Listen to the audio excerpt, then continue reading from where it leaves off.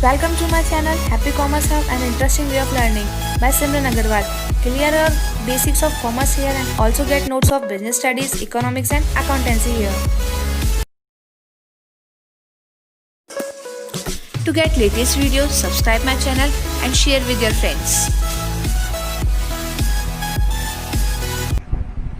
Hello बच्चा लोग, कैसे हैं आप सब। Welcome in your 11th class. बिल्कुल एकदम नया, जैसे कि छोटा बच्चा होता है ना, वो लाइक प्राइमरी स्कूल में जाता है जब उसके लिए सब कुछ नया होता है, वैसे ही यहाँ पर ठीक है, बहुत कुछ तो नया नहीं होने वाला है, पर ठीक है हाँ कुछ कुछ नया होने वाला है। क्योंकि अब तक हम क्या पढ़ रहे थे, अब तक हम पढ़ रहे थे हमारे regular subjects maths, Hindi, English, SST, Sanskrit. पर अब हमने क्या करा है, हमारी पसंद की स्ट्रीम लिए, हमने लिया है कॉमर्स। तो अब हमें क्या पढ़ना पड़ेगा, हमें पढ़ना पड़ेगा business studies, economics, maths, typing या फिर जो भी आपने सब्जेक्ट्स चूज़ किए हैं वो, ठीक है। पर बिजनेस स्टडीज़ और अकाउंटेंसी तो आपके लिए कंपलसरी रहने ही वाला है।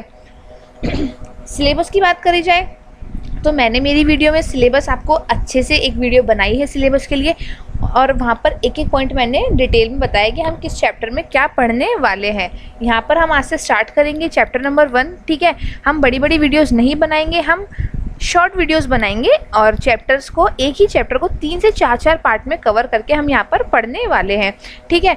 वीडियो स्टार्ट करने से पहले मैं आपको बता दूँ कि अगर आपको मेरा वीडियो कंटेंट पसंद आए तो लाइक करना मत भूलना, और अपने दोस्तों के साथ शेयर करना तो बिल्कुल भी मत भूलना। क्योंकि जैसे क्लास में मज़ा आता है वैसे ही यहाँ पर भी मज़ा आएगा जब आप अपने दोस्तों के साथ पढ़ोगे, ठीक है।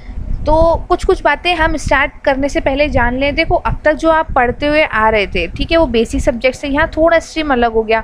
अगर किसी कॉमर्स वाले स्टूडेंट से पूछोगे कि भैया बीएसटी कैसा है, दीदी बीएसटी सब्जेक्ट कैसा है, तो कुछ स्टूडेंट्स हो सकता है कि बोले कि यार बच्चा बोरिंग है, पर ऐसा कुछ नहीं है, ठीक है। बोरिंग बिल्कुल नहीं है, बिल्कुल एक प्रैक्टिकल चैप्टर है, होने को थ्योरी है, ठीक है, नो डाउट। हमें पढ़नी थ्योरी है, पर हम उसको इतने इंटरेस्टिंग तरीके से पढ़ने वाले हैं कि आपको लगेगा ही नहीं कि ये कितना बोरिंग सब्जेक्ट है। नो, मतलब मुझे तो, मेरा तो फेवरेट सब्जेक्ट है यार, देखो। और मैं ये ट्राई करूँगी कि जो बच्चा मेरे साथ पढ़ रहा है ना, उसका भी ये फेवरेट सब्जेक्ट बन जाए, ठीक है। धीरे धीरे मैं आपको बताऊँगी कि कैसे हमें आंसर लिखने हैं, क्योंकि अब हमें वो नहीं चलना ना जैसे हम पुराने तरीके से चलते थे, अब हमें नए तरीके से चलना है, ठीक है। तो हम क्या करेंगे, मैं आपको धीरे धीरे जैसे जैसे वीडियोस बढ़ती जाएंगी मैं आपको बताती जाऊंगी कि कैसे हमें थ्योरी को लिखना होता है, कैसे पॉइंट्स बनाने हैं, कैसे हमें डिफ्रेंशिएट करना है। ओके बच्चा लोग, तो अब हम स्टार्ट करें हमारी वीडियो। देखो, चैप्टर नंबर 1 है आपका व्यवसाय की प्रकृति और उद्देश्य, ठीक है। अब व्यवसाय की प्रकृति और उद्देश्य की बात अगर करी जाए तो क्या होता है व्यवसाय। मैम व्यवसाय क्या होता है, अगर मैं किसी से पूछूं बेटा व्यवसाय क्या होता है तो सब बच्चे क्या होंगे, मैम बिजनेस। अरे बाबा, मैंने इंग्लिश में थोड़ी पूछा है, मैंने तो आपसे ये पूछा है व्यवसाय का मीनिंग क्या होता है। आई बात समझ में। तो कुछ बच्चे कहेंगे मैम पैसा कमाने के लिए जो काम करा जाए। बिल्कुल अच्छा सा जवाब है, ये पैसा कमाने के लिए जो काम कर रहा है वो क्या है, व्यवसाय है। उसी के बारे में पढ़ेंगे कि उसका नेचर कैसा होता है और उसके ऑब्जेक्टिव यानी कि उद्देश्य क्या होते हैं। इस चैप्टर को पढ़ने का उद्देश्य क्या है, अधिगम उद्देश्य, ठीक है। लर्निंग ऑब्जेक्टिव्स क्या हैं इसके। पहला है व्यवसाय की अवधारणा और उसकी विशेषताओं की व्याख्या करना, ठीक है। अब तक हम केवल व्यवसाय वर्ड सुनते हैं, बिजनेस वर्ड सुनते हैं, बट डीप में वो क्या होता है उसके बारे में नहीं जानते। तो उसके बारे में जानेंगे और उसके कैरेक्टरिस्टिक्स के बारे में जानेंगे। फिर हम जानेंगे व्यवसाय, पेशा और रोजगार के बारे में कि व्यवसाय क्या होता है, पेशा क्या होता है और रोजगार क्या होता है। इंग्लिश में बोले तो बिजनेस, प्रोफेशन और एम्प्लॉयमेंट। फिर जानेंगे व्यवसाय क्रियाओं का वर्गीकरण करेंगे, किस किस में, उद्योग में और वाणिज्य में। उसके बाद विभिन्न प्रकार के उद्योग होते हैं, उनके बारे में बात करेंगे। वाणिज्य से संबंधित क्रियाकलापों को समझेंगे, व्यवसाय के उद्देश्यों को देखेंगे, व्यवसायिक जोखिम और उनके कारणों की प्रकृति का वर्णन करेंगे, और व्यवसाय प्रारंभ करते समय किन किन बातों को ध्यान में रखना चाहिए उनकी विवेचना कर सकेंगे। हो सकता है यहाँ पर कोई बच्चा ऐसा हो जिसने कॉमर्स क्यों लिया है, मैम मुझे तो बिजनेस करना है। अरे तो बच्चा फिर समझ लेना ना कि हमें क्या क्या फैक्टर्स ध्यान रखने हैं, ठीक है। तो स्टार्ट करें हमारा चैप्टर। सबसे पहले व्यवसाय की अवधारणा कि व्यवसाय भला क्या है। एक्चुअली मैम व्यवसाय व्यवसाय आप बताओ तो सही, व्यवसाय है क्या। वो बात ठीक है कि पापा ऑफिस जाते हैं, हमारे को क्या होता है, पापा ऑफिस जाते हैं, काम करते हैं, तो अर्निंग होती है, अर्निंग होती है, उससे हमारा क्या चलता है, हमारे खर्चे चलते हैं, ठीक है। तो व्यवसाय की अवधारणा क्या है। व्यवसाय शब्द की उत्पत्ति व्यस्त रहने से हुई है, यानी व्यवसाय का अगर हिंदी मीनिंग देखें तो क्या होता है, व्यस्त रहना, ठीक है। जैसा बिजनेस वर्ड है, बिजनेस, ठीक है। आपका बिजनेस वर्ड की स्पेलिंग अगर देखी जाए तो BUSSI, ठीक है, NESS, ये हो गया आपका बिजनेस वर्ड। अगर आप इसको तोड़ दो तो अगर इस आई तक रखें तो ये हमें बिजी वाली फीलिंग नहीं दे रहा है, BUSSI बिजी, बस वाई लग जाता है और एक एस हट जाता है। लेकिन इसको भी देखें तो हमें क्या बता रहा है, बिजी, ठीक है। और ऐसे पढ़ लें तो बिजीनेस यानी कि व्यस्तता। देखो हिंदी में भी व्यस्तता और इंग्लिश में भी व्यस्तता। तो व्यवसाय शब्द क्या बताता है, व्यवसाय शब्द बताता है व्यस्त रहना। तो विशेष संदर्भ में अगर देखा जाए, अभी तो हमने क्या करा, केवल एक हिंदी मीनिंग जान लिया कि मैम व्यवसाय का मतलब होता है व्यस्त रहना, पर अगर विशेष संदर्भ में देखा जाए यानी कि जिस संदर्भ में, जिस रेफरेंस में हम उसे पढ़ रहे हैं, तो व्यवसाय का अर्थ होता है ऐसे किसी भी धंधे से जिसमें लाभार्जन हेतु व्यक्ति विभिन्न प्रकार की क्रियाओं में नियमित रूप से संलग्न रहता है। यानी कि ऐसे धंधे जिसमें क्या करता है व्यक्ति, उसको लाभ होगा, इस उद्देश्य से वो विभिन्न प्रकार की क्रियाएं करता है और उनमें शामिल रहता है। वे क्रियाएं अन्य लोगों की आवश्यकताओं की संतुष्टि हेतु वस्तुओं के उत्पादन, क्रय विक्रय या विनिमय और सेवाओं की आपूर्ति से संबंधित हो सकती है। अब वो बहुत सारे धंधों में तो लगा हुआ है, लेकिन वो धंधे क्या क्या हो सकते हैं, हो सकता है वो कोई चीज़ उत्पादित कर रहा हो, या फिर उत्पादन तो हो चुका, वो केवल क्रय विक्रय कर रहा हो। यानी कि उत्पादन में तो कौन आ गए, फैक्ट्री वाले लोग, क्रय विक्रय में आ गए शॉप वाले लोग, ठीक है। विनिमय में भी वो एक तरीके से लेना देना ही होता है, तो वो भी शॉप वाला ही समझ सकते हो आप। सेवाएं होती हैं, देखो प्रोडक्ट तो होता है जो आप देख सकते हो, छू सकते हो, ठीक है, उसके लिए आप पैसे देते हो। यानी कि अगर आपको मोबाइल फ़ोन चाहिए तो वो क्या है, एक उत्पाद है, एक प्रोडक्ट है, और वो आपके हाथों में, आप उसको टच कर सकते हो। आई बात समझ में। बहुत सारी चीज़ें हो गई भाई, pen, pencil, car, phone, earphone, iPad, laptop, ये सब क्या हो गए, ये सब उत्पाद हो गए जिनको आप अपने हाथों में लेकर छू सकते हो। लेकिन सेवाओं का भी तो यूज़ करते हो कि नहीं, सोचो एक बार। जी हाँ, बिल्कुल करते हो। कैसे करते हो, हमें क्या चाहिए, हमारे बाल कटवाने हैं तो वो क्या है, वो सर्विस ही है।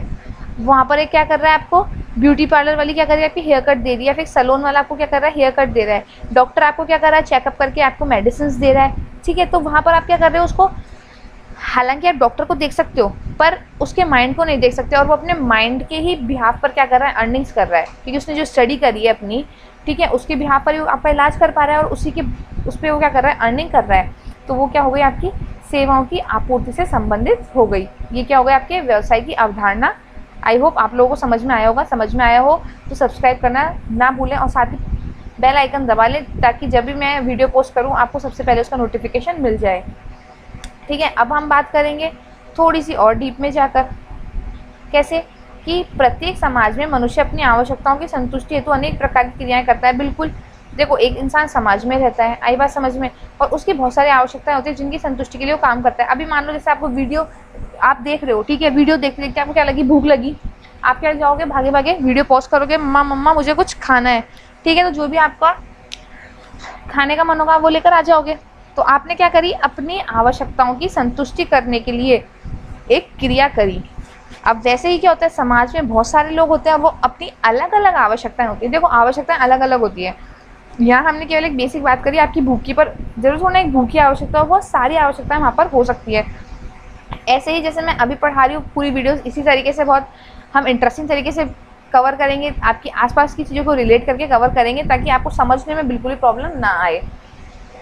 तो अनेक प्रकार की क्रियाएं करते हैं। अब इन क्रियाओं को ये लोग क्या कर दिए, दो भागों में बांट दिए। ये क्रियाएं विस्तृत रूप से दो समूहों में वर्गीकृत की जा सकती है, यानी कि बांटी जा सकती है।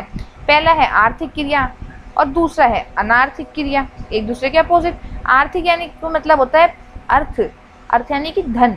अगर व्यवसाय की भाषा में बात करा जाए तो अर्थ का मतलब होता है धन, ठीक है। आर्थिक यानी कि वे क्रियाएं जो धन उपार्जन से संबंधित होती हैं, अनार्थिक वो जो धन उपार्जन से संबंधित नहीं होती। आर्थिक क्रियाएं वे क्रियाएं होती हैं जिनके द्वारा हम अपने जीवन यापन के लिए धन कमाते हैं, ठीक है। जबकि अनार्थिक क्रियाएं प्यारवश, सहानुभूति के लिए और भावुकतावश या देशभक्ति के लिए की जाती है। अब कोई सैनिक अगर सीमा पर लड़ने जा रहा है तो हालांकि उसे सैलरी मिलती है, नो डाउट, पर उसका एक उद्देश्य वहाँ पर क्या रहता है कि अपनी देशभक्ति करना, ठीक है। अब एग्जाम्पल्स देख लेते हैं आर्थिक क्रिया और अनार्थिक क्रिया के। देखो आर्थिक क्रिया के एग्जाम्पल है, एक श्रमिक द्वारा फैक्ट्री में काम करना, एक डॉक्टर द्वारा अपने क्लिनिक में काम करना, एक मैनेजर यानी प्रबंधक द्वारा अपने कार्यालय में काम करना, एक शिक्षक का विद्यालय में अध्यापन करना। ये सब क्या है, आर्थिक क्रिया, क्योंकि इनके बदले उनको क्या मिल रहा है, डॉक्टर को पैसा मिल रहा है, शिक्षक को पैसा मिल रहा है, फैक्ट्री में काम हो रहा है उसके बदले उनको पैसा मिल रहा है। तो ये सब क्या कर रहे हैं, अपने अपने जीविका उपार्जन के लिए विभिन्न प्रकार की आर्थिक क्रियाएं कर रहे हैं, धन कमा रहे हैं। देखो बिना पैसे के कुछ भी नहीं हो सकता, पैसा कमाने के लिए जो क्रियाएं की जाती है वो आर्थिक क्रियाएं कहलाती हैं। आई थिंक इससे इजी एक्सप्लेनेशन इसका नहीं हो सकता। बच्चा लोगों, आप लोगों को समझ में आया होगा, अगर नहीं आया तो कोई बात नहीं। देखो कोई चीज़ समझ में नहीं आना भी समझ में आने का एक फर्स्ट स्टेप होता है, क्योंकि आप ट्राई तो कर रहे हो एटलीस्ट, ठीक है। और ये बिल्कुल नया है आप लोगों के लिए, तो नॉट अ बिग डील कि आपको वन टाइम में समझ में नहीं आता है। कोई इशू नहीं है, कमेंट बॉक्स में बताओ मैम ये पॉइंट समझ में नहीं आया, प्लीज़ बताओ, ठीक है। उसके अलावा Telegram channel open for you all, ठीक है, उसको ज्वाइन करो। उसके साथ ही मेरा एक ग्रुप लिंक है, डिस्कशन ग्रुप, आप आराम से वहाँ पर आके बोलो कि मैम मुझे ये प्रॉब्लम है, आप मुझे समझा दीजिए, ठीक है। इनके बाद में अपन अभी स्टार्टिंग है, फिर इनका PDF नोट बनाकर भी मैं मेरे चैनल पर पोस्ट कर दूँगी। अब आगे बढ़ते हैं। ये तो अपन एग्जाम्पल देखे आर्थिक क्रियाओं के, अब अनार्थिक क्रियाओं के एग्जाम्पल तो बताओ मैम, बिल्कुल बताएंगे। देखो अनार्थिक क्रियाओं के एग्जाम्पल हो गए आपके, दूसरी ओर एक गृहिणी द्वारा, गृहिणी यानी कि हाउसवाइफ द्वारा अपने घर के लिए भोजन पकाना, एक वृद्ध व्यक्ति को सड़क पार कराने में एक बालक द्वारा सहायता करना, ये सब क्या है अनार्थिक क्रिया। इनके बदले कोई पैसा थोड़ी मिल रहा है। आपकी मम्मा आपको अच्छा खाना बना के खिला रही है तो आप उनको पैसे देते हो? नहीं ना। आपकी मम्मा आपको क्या करती है, पढ़ाती है, तो आप उनको पैसे देते हो? नहीं। लेकिन वहीं आपके घर पे कोई ट्यूशन टीचर आके पढ़ा रहा है तो आपको पैसे देने पड़ते हैं, वो क्या कहलाती है आर्थिक क्रिया। पर आपकी मम्मा अगर आपको पढ़ा रही है तो वो अनार्थिक क्रिया है। क्योंकि ये क्रियाएं क्यों की जा रही है, क्योंकि मम्मा आपसे प्यार करती हैं, ठीक है। आपने किसी वृद्ध इंसान को रोड पार कराई, क्यों? क्योंकि आपको उनको देखकर सिंपैथी हुई कि यार नहीं ये बुढ़े अंकल है बुढ़ी आंटी रोड पार नहीं कर सकते, मुझे इन्हें कराना चाहिए। तो ये सहानुभूतिवश की जा रही है। इनसे आपके पास कोई धन का आगमन नहीं हो रहा। वो बात अलग है कि वो बुढ़े अंकल आपको खुश होकर कुछ रुपए दे दें, पर आपका क्या था, आपका ऑब्जेक्टिव ये तो नहीं था ना कि मेरे को पैसे मिलेंगे। आपका तो क्या था एक तरीके से कि उस बस केवल बुढ़े अंकल को आपको रोड पार करवानी है। आर्थिक क्रियाओं को भी आगे 3 श्रेणियों में इन्होंने बांटा है, ठीक है। आर्थिक क्रियाओं को भी, इसका क्या है, इसका मतलब तो वास्ट एरिया हो गया, क्षेत्र विस्तृत हो गया, उसमें भी 3 एरिया में बांट दिया उन्होंने। पहला है व्यवसाय, फिर है धंधा और फिर है रोजगार। अतः व्यवसाय को एक आर्थिक क्रिया के रूप में परिभाषित किया जा सकता है जिसमें वस्तुओं का उत्पादन व विक्रय और सेवाओं को प्रदान करना शामिल है। उपरोक्त क्रियाओं का मुख्य उद्देश्य समाज में मनुष्य की आवश्यकताओं की पूर्ति करके धन कमाना होता है। एक तरीके से ये हमने पढ़ा व्यवसाय क्या होता है और इसकी प्रॉपर मीनिंग की अगर आपका एग्जाम में क्वेश्चन बनता है कि व्यवसाय किसे कहा जाता है, तो आपने जो यहाँ से यहाँ तक पढ़ा है कौन सा, ये व्यवसाय को एक आर्थिक क्रिया के रूप में परिभाषित किया जा सकता है जिसमें वस्तुओं का उत्पादन है, विक्रय और सेवाओं को प्रदान करना शामिल होता है। ये आपका क्या हो गया, व्यवसाय का मीनिंग हो गया, ठीक है। अब इसके बाद बात करेंगे व्यवसायिक क्रियाओं की विशेषताओं की, कि व्यवसायिक क्रियाओं में क्या क्या विशेषताएं होती हैं। देखो पूरी BST इसी तरीके से चलने वाली है, जो भी टॉपिक होगा पहले उसका अर्थ जानेंगे, फिर परिभाषा जानेंगे और फिर उसके बारे में विशेषताओं की हम बात करेंगे। अब ये विशेषताएं क्या भला आ गई नई, देखो नई तो नहीं है, होने को तो पुरानी ही है, पर विशेषताएं जो पॉइंट है आपका, ठीक है। विशेषता पॉइंट क्या होते हैं, नॉर्मली देखो आपका कोई फ्रेंड है, ठीक है, आपका कोई नया फ्रेंड बना, आपने क्या करा, नए नए 11th में आए तो बहुत सारे 10th के सेक्शंस होते हैं, तो बहुत सारे बच्चे एक ही सेक्शन में आ गए। अब 2 फ्रेंड्स नए बने, ठीक है। आप मान लो किसी का भी नाम ले लो, आपका खुद का ले लो, राहुल और क्या नाम लिया जाए, राज, ठीक है। राहुल और राज 2 दोस्त बने। अब वो दोनों क्या कर रहे हैं, पढ़ाई कर रहे हैं, बट सडनली उन्होंने क्या करा, क्लास के बाहर से किसी एक बॉय को जाते हुए देखा, ठीक है। कौन कौन पढ़ाई कर रहे थे, राहुल और राज पढ़ाई कर रहे थे क्लास में बैठ के चुपचाप। इतने में खिड़की से कोई बाहर से गया स्कूल में। अब राज ने राहुल से क्या बोला, यार भाई एक बात बता, तू उस बंदे को जानता है वो जो खिड़की से जा रहा है? तो राज ने बोला हाँ ब्रदर यार मैं तो जानता हूँ, बिल्कुल जानता हूँ। अच्छा बोले फिर चल मुझे ये बता कि वो पर्सन कैसा है।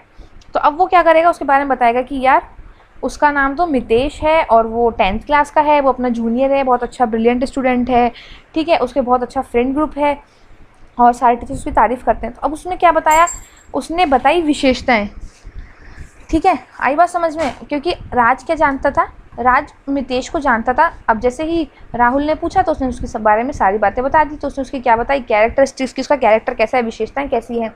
तो बस वही तो हमें करना है। और क्या करना है, व्यावसायिक क्रियाओं की विशेषताएं तो बतानी है। अब तक हमने व्यवसाय पढ़ लिया तो 2 स्लाइड्स में, अब हम इतना तो जान गए कि व्यावसायिक क्रियाएं क्या क्या होती हैं, कैसे होती हैं। बस उन्हीं में से क्या करना है, हमें छाट की विशेषताएं लिखनी है, ठीक है। आई बात समझ में, उसकी विशेषताएं हमें यहाँ पर लिखनी है, हमें इसको रटना नहीं है। विशेषताओं के पॉइंट बच्चों मत रटना। मैं स्टार्टिंग में आपको बता दूं कि हमें विशेषताओं के पॉइंट रटने बिल्कुल भी नहीं है, क्योंकि अगर हमने टॉपिक जान लिया तो उसकी विशेषताएं लिखना बड़ी बात नहीं है। जैसे राज मितेश के बारे में जानता था, उसके बारे में बताना उसके लिए कोई बड़ा टास्क नहीं था, वैसे ही यहाँ पर है। अब देखो फर्स्ट पॉइंट क्या कहता है कि यह एक आर्थिक क्रिया है। हमने पहले ही पढ़ लिया था ये बात तो कि व्यवसाय क्या है, एक आर्थिक क्रिया है। अब इसमें बताओ क्या याद करना है आपको, कुछ भी याद नहीं करना, बस हमें तो उसको एक्सप्लेन करना है। व्यवसाय एक आर्थिक क्रिया है। व्यवसाय को एक आर्थिक क्रिया माना गया है क्योंकि ये लाभ कमाने के उद्देश्य से या जीवन यापन के लिए की जाती है, ना कि किसी प्यार, मोह और सहानुभूति के कारण। बताओ कुछ टफ था इसमें? जी नहीं मैम, बिल्कुल भी टफ नहीं था, क्योंकि यह एक आर्थिक क्रिया है। ये तो हमने पुरानी वाली स्लाइड पे पढ़ लिया था। ठीक है, देखो 2 श्रेणी में बांटा था ना, आर्थिक क्रिया, अनार्थिक क्रिया। ये रहा आपका आर्थिक क्रिया और अनार्थिक क्रिया। आई बात समझ में? तो ये क्या है? एक आर्थिक क्रिया है। ठीक है, इसके बाद वस्तुओं और सेवाओं का उत्पादन और उनकी प्राप्ति।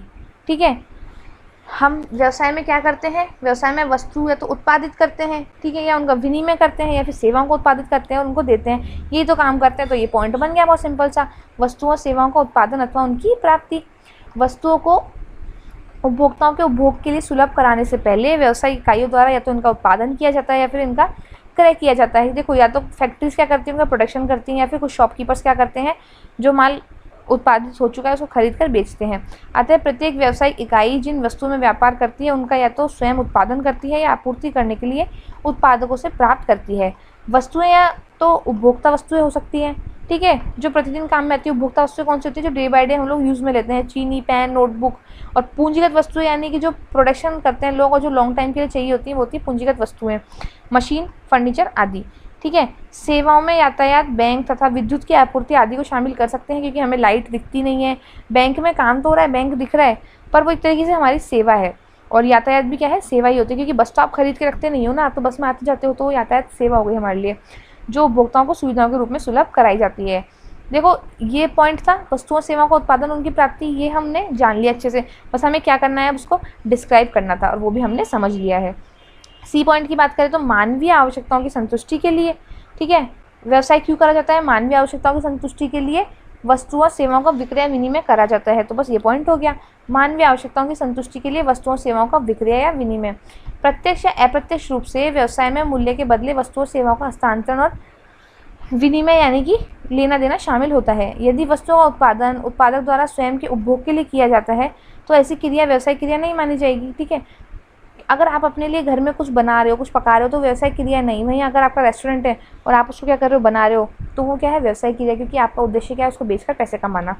घर में परिवार के सदस्यों के लिए भोजन पकाना व्यवसाय नहीं है, लेकिन किसी रेस्तरां में अन्य व्यक्तियों को बेचने के लिए भोजन पकाना व्यवसाय है। इस प्रकार व्यवसाय की एक आवश्यक विशेषता है कि वस्तुओं या सेवाओं का क्रय विक्रय या विनिमय होना चाहिए। फिर है, नियमित रूप से वस्तुओं या सेवाओं का क्रय विक्रय होना चाहिए, विनिमय होना चाहिए। ऐसा नहीं है कि आपने केवल क्या करा, एक बार में बस बेच के बैठ गए, तो उसे क्या माना जाएगा? उसे व्यवसाय नहीं माना जाएगा। जैसे कि मान लीजिए एक इंसान के पास 2 घर हैं, एक घर में वो रह रहा है, दूसरे घर को उसने बेच दिया, तो उस घर को बेचना क्या है? व्यवसाय नहीं माना जाएगा। वहीं अगर वो क्या है? प्रॉपर्टी डीलर है, उसका काम ही क्या है? प्रॉपर्टीज़ को बेचना। तब अगर वो मकान बेचता है तो फिर वो क्या माना जाएगा? तब वो माना जाएगा व्यवसाय, क्योंकि उसका काम ही क्या है? प्रॉपर्टीज़ बेच के पैसा कमाना। व्यवसाय की एक विशेषता यह है कि इसमें नियमित रूप से वस्तुओं सेवाओं का लेन देन होना चाहिए। एक बार का क्रय विक्रय साधारणतः व्यवसाय नहीं कहलाता। यदि कोई व्यक्ति अपना घरेलू रेडियो चाहे लाभ पर ही बेचे, व्यवसायिक क्रिया नहीं कहलाएगी, किंतु यदि वह अपनी दुकान पर या नियमित रूप से रेडियो बेचता है तो वो क्या है? व्यवसायिक क्रिया। लाभ अर्जन, प्रत्येक व्यवसायिक क्रिया लाभ के रूप में आय अर्जित करने के उद्देश्य से की जाती है। बहुत मुख्य उद्देश्य क्या है इसका? लाभ अर्जन करना, पैसा कमाना। बिना लाभ कमाए कोई भी व्यवसाय लंबे समय तक काम नहीं कर सकता, क्योंकि अगर लाभ नहीं कमाएगा तो उसकी क्या होगी? लागत नहीं निकलेगी। लागत नहीं निकलेगी तो वो व्यवसाय टिक ही नहीं सकता, और फिर प्रॉफिट चाहिए होता है बाद में व्यवसाय को बढ़ाने के लिए और अपनी जीवन यापन करने के लिए। इसलिए व्यवसायकर्ता व्यवसाय का विक्रय की मात्रा बढ़ाकर या लागत कम करके अधिकतम लाभ कमाने का हर संभव प्रयास करता है। अब है प्रतिफल की अनिश्चितता। प्रतिफल क्या होता है? जो हमें हमारा सामान बेचने के बदले मिल रहा है, वो क्या है? आपका प्रतिफल। वो बिल्कुल कैसा है? वो अनिश्चित ही तो है। अगर कोई व्यवसाय क्या कर रहा है? व्यवसाय कर रहा है तो उसको ऐसा थोड़ा ना है कि मायने प्री डिटरमाइंड रहेगा कि यार मेरे को तो 1 महीने में 10 लाख रुपये मिल ही जाएंगे। नहीं, ऐसा कुछ भी फिक्स नहीं है। हो सकता है उसको उस महीने 15 लाख मिल जाए, हो सकता है केवल 5 लाख ही मिले। तो प्रतिफल की अनिश्चितता से आशय व्यावसायिक क्रियाओं के संचालन से एक निश्चित समय में होने वाले लाभ की अस्थिरता से है। प्रत्येक व्यवसाय में परिचालन हेतु कुछ धन और पूंजी की आवश्यकता होती है, यानी कि परिचालन का मतलब होता है उसको चलाने के लिए, ऑपरेशंस। व्यवसाय में विनियोजित पूंजी पर लाभ पाने की आशा तो होती है, लेकिन यह निश्चित नहीं होता, ठीक है, कि लाभ कितना होगा। हो सकता है लॉस भी हो जाए, बल्कि सतत प्रयासों के बावजूद भी हानि की आशंका तो हमेशा बनी ही रहती है। फिर है आपके जोखिम के तत्व, यानी कि व्यवसाय के अंतर्गत बहुत सारे क्या होते हैं? फैक्टर्स होते हैं जो हमारे जोखिम को इफेक्ट करते रहते हैं, बढ़ाते रहते हैं। जोखिम एक अनिश्चितता है। जोखिम क्या है? हमें लाभ होगा या हानि होगा, बस यही तो क्या है? आपकी जोखिम है। अगर कोई बंदा बिजनेस कर रहा है तो ये सोच के करता है ना कि या तो मुझे लाभ होगा या हानि होगी, तो वही तो कहलाती है रिस्क, कि जो जितनी रिस्क लेगा उतना उसको लाभ होने के चांसेस बढ़ जाते हैं। व्यावसायिक हानि की ओर इंगित करता है, जिनका कारण कुछ प्रतिकूल अथवा अवांछित घटकों से है। जोखिमों का संबंध कुछ व्यावसायिक घटनाओं से है, जैसे कि उपभोक्ता की पसंद या फैशन में परिवर्तन। देखो अभी मान लो क्या है, गर्मियाँ चल रही हैं, ठीक है, और सडनली जब सर्दी आएंगी तो फिर उपभोक्ताओं की पसंद में क्या होगा, चेंज आएगा। जो लोग जहाँ कैपरी पहन रहे हैं, शॉर्ट्स पहन रहे हैं, वहीं वो किस में आएंगे, लोअर में, जीन्स में। इसके अलावा ही ट्रेंड क्या होता है, बदलता रहता है कभी अगर, और जिसमें गर्ल्स में तो बहुत ज़्यादा क्या होता है, फैशन चेंज होता रहता है, ठीक है। तो ये क्या होता है, व्यवसाय को बहुत ज़्यादा इफेक्ट करता है। अगर कोई क्या कर रहा है, कंटिन्यू सूट सलवार में ही अपना क्या कर रहा है, बिजनेस कर रहा है, और सडनली वहाँ के लोगों का क्या हो गया, रुझान किसकी ओर चला गया, नए ड्रेसेस की तरफ, लाइक जीन्स वगैरह, तो फिर शॉपकीपर को अपनी क्या करनी पड़ेगी, शॉप की चीज़ें चेंज करनी पड़ेगी, वरना वो पीछे रह जाएगा। उत्पादन की विधियों में परिवर्तन, ठीक है। पहले नॉर्मल तरीके से यानी कि देखा जाए तो मशीनरी वगैरह और हाथों का काम ज़्यादा होता था, ठीक है, और अब क्या हो रहा है, बड़ी बड़ी मशीनरी से प्रोडक्शन किया जाता है। तो उत्पादन विधियों में परिवर्तन करना। कार्यस्थल पर हड़तालें, तालेबंदी, ये भी क्या होती है, व्यवसाय को बहुत ज़्यादा इफेक्ट कर देती है। बाजार में प्रतिस्पर्धा कैसी है, और विभिन्न प्रकार की दुर्घटनाएं, आग, चोरी, प्राकृतिक आपदाएं, ये सब क्या होती हैं, व्यवसाय को बहुत ज़्यादा प्रभावित करती हैं, जिनसे हमेशा क्या होता है, जोखिम बना रहता है कि हमें लाभ होगी या हानि। आई होप बच्चा आप लोगों को सबको ये टॉपिक बहुत अच्छे से समझ में आया होगा। कंटिन्यूटी में चैनल के साथ बने रहें, इसी तरह हम हमारा पूरा सिलेबस बहुत ही इंटरेस्टिंग तरीके के साथ कंप्लीट कर लेंगे। तब तक के लिए टेक केयर, बाय बाय।